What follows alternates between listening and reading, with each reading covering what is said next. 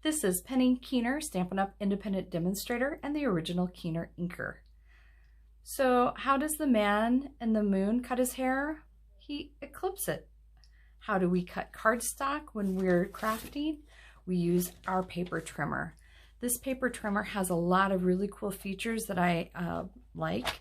It does come with a cutting blade and a scoring blade, which I've marked to make it easy to keep track of which one is which. I've also made some marks on my trimmer. I have a cut mark here at 5.5 and a score mark here at 4.25. So when I'm doing my cardstock, it's easy to keep track of where I need to cut and where I need to score. It also has an extension arm, so if you're doing cardstock that is larger than 12 by 12, you can measure further out. And I really like this feature as well, is it has smaller measurements on the right side. So if you're just doing a trim, you can use the right side or the left side to do that. In order to make our cards, I always use my paper trimmer to cut and score my cards to get them ready.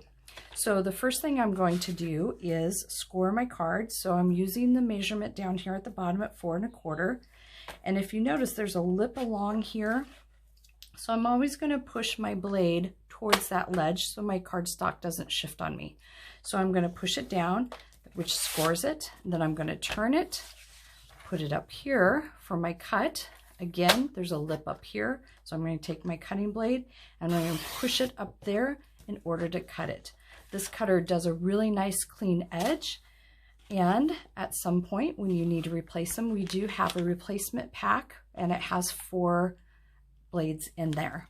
So once I've cut and scored my cardstock, I now have 2 cards ready to go. And if you ever wonder which direction to fold your card, there's the score line that dips down and then there's a bump up. We call that mountain in the middle. And if you always put the mountain in the middle, when you go to fold your cardstock, it just has a cleaner line on the fold edge. Please check out my website and subscribe to my channel for quick videos on how you can be a KeenerINKer too.